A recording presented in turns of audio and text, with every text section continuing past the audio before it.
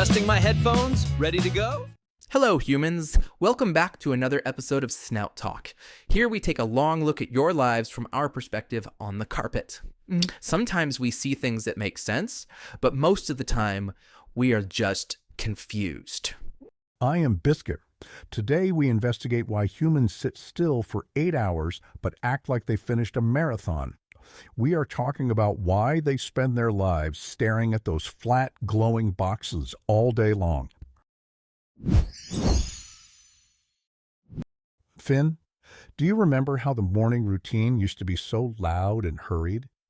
There was the sound of keys jingling, the heavy doors slamming, and then hours of silence until they came back. But lately, the migration has become much shorter and much quieter. I observed it every single day, Biscuit. Instead of putting on those heavy clicking shoes and leaving the house, they just walk. They walk exactly 5 steps from the bed to the wooden table in the corner. It is truly the shortest and most pathetic migration in the entire animal kingdom. And they never start that journey without the bitter water. I watch them stand in the kitchen every morning, waiting for that machine to scream. It produces that dark liquid that smells like burnt beans and broken dreams. It is so bitter, yet they drink it like it is the only thing keeping them alive. That is because it is the only thing keeping them alive, Biscuit. They need that liquid to activate their primitive human brains. I have seen the human try to start the glowing box before the bitter water. They just stare at the screen with their mouth open, unable to remember their own password. Once the water is in their system, they finally open the flat stone that glows. I remember watching the light hit their face in the dark room. It is so bright, Finn. Why do they want that much light in their eyes so early in the morning? Because that is the portal to their second life. Inside that rectangle is where all the stress, the tiny humans, and the endless lists live. The moment they open that lid, they are no longer in the room with us. Their minds are lost in the wires and the pixels. The most worrying part for me was when they started talking to absolutely no one. I would be napping on their feet, and suddenly they would start explaining things. I looked around the room, under the desk, behind the curtains. There was nobody there, Finn. Not even a squirrel. They were talking to the tiny humans inside the box, and it is a very small, flat pack of humans who live in the internet. If you look closely at the screen, you can see their tiny faces in little squares.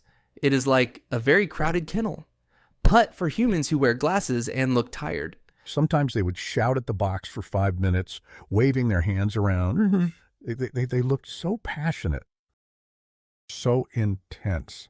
And then they would suddenly stop, look embarrassed, and say they were on mute.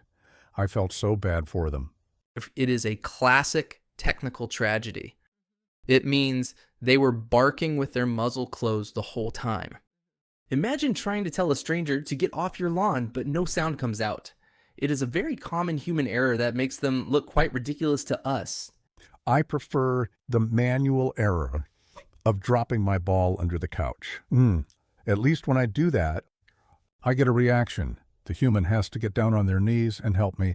But when they make an error on the box, they just sigh and click more buttons. Humans do not get treats for their errors in the digital world.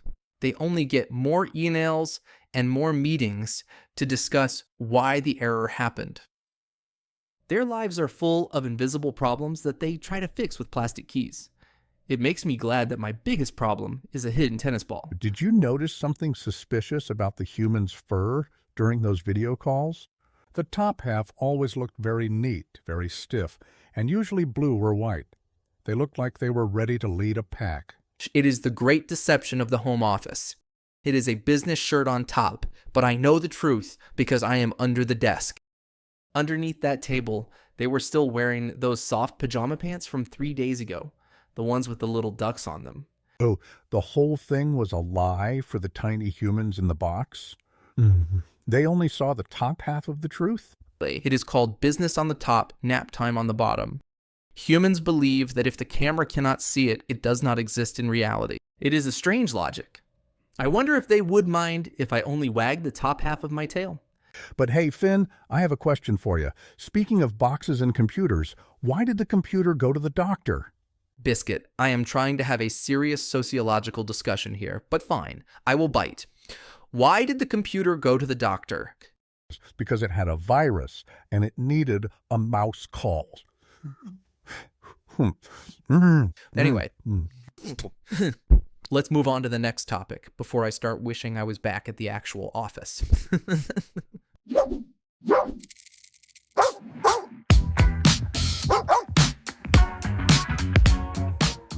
Then there was that constant sound that filled the house. Click, click, click, click, click. They spent hours hitting those little plastic squares with their fingers. It sounded like a very fast woodpecker was living in our living room.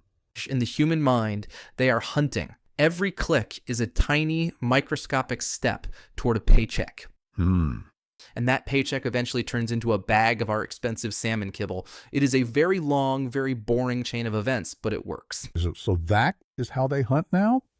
No running through the grass? No sniffing out the trail? No chasing the prey? They just sit in a chair and move their fingers a few inches? Precisely. It is the least athletic hunting style in the history of the world.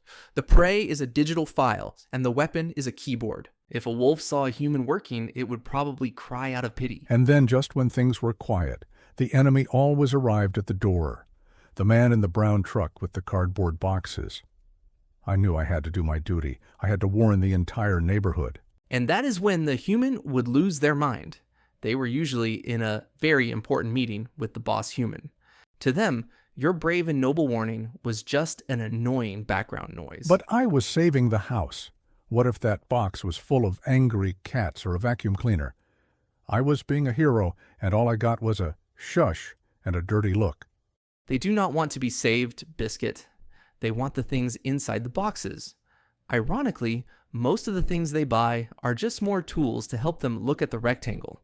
It is a never-ending cycle of cardboard and plastic. Sometimes the human ignored me for so long that I had to take drastic measures. I would walk across the desk and step right on the plastic squares. The human always made a very loud panicked sound when I did that. That is because you probably sent an email to the entire company that said ASDFGHJKL in human language. That translates to, I am a dog and I demand a treat immediately. It is actually a very effective way to get their attention. After all that intense typing, I always expected them to take a proper nap. I mean, that is what any sensible creature would do after a long hunt. I would go to my bed and wait for them to join me. But they never did they? They stayed right in that chair. They would bring a sandwich to the desk and eat it while still staring at the screen. They don't even taste the food. They just inhale it while reading emails. Well, I didn't mind that part. Crumbs fell everywhere during those lunches, between the keys, on the floor, in their lap. It was the only part of their job that I truly respected and felt involved in. You are not a coworker, Biscuit. You are a vacuum cleaner with a tail and a major hunger problem. You weren't helping them work. You were just waiting for a piece of ham to fall.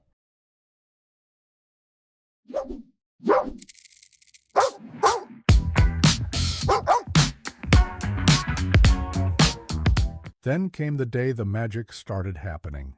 Suddenly, the entire table started moving up by itself. I thought the human was finally using their powers to grow taller and intimidate the box. It is called a standing desk biscuit. It is not magic, it is just a motor. Humans believe that standing up makes the glowing box less tiring for their weak bodies. They think sitting is the enemy, so they stand perfectly still instead. But they were still just staring at the same glowing rectangle. Nothing changed except the height of their nose. They were still ignoring me, just from a higher position. Humans are a very optimistic species. They believe that if they change their posture, they are changing their entire life. Stand up for 10 minutes, feel like an athlete. Sit back down, feel like a boss. I always wondered about that tiny green light on top of the box. The human would stare at it for hours, tilting their head and smiling at it. Was there a tiny squirrel trapped behind the glass, Finn? That is the eye of the box, also known as the camera.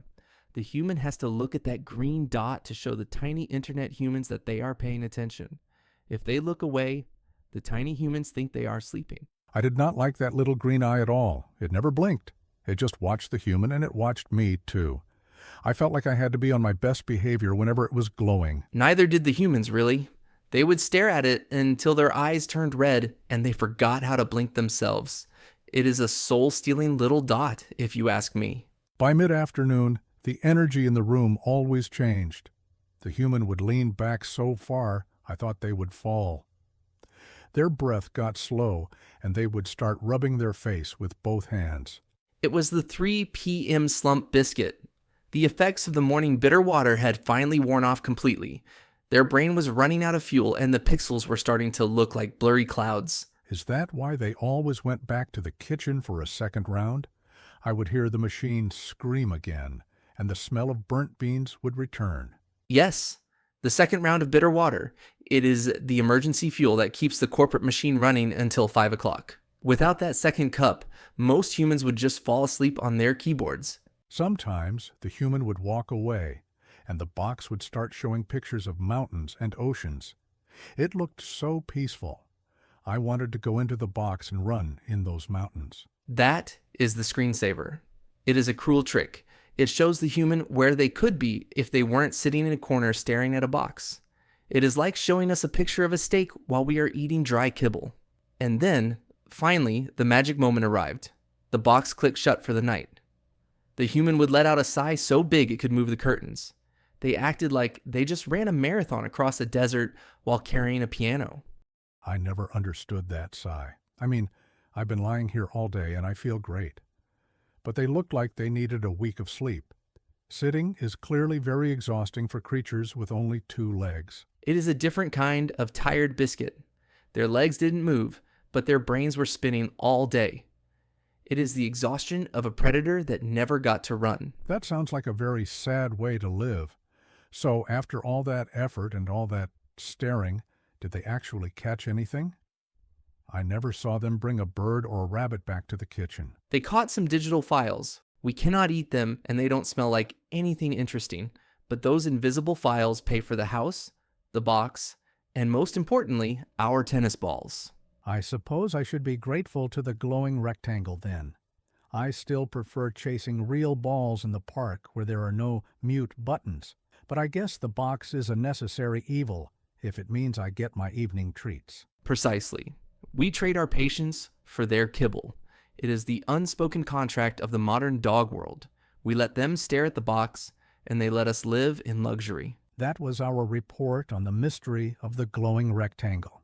It was a long day of observation, and I think I need a nap now. The work is done, but the human still looked tired. Let's wrap this up before they decide to check their notifications one more time.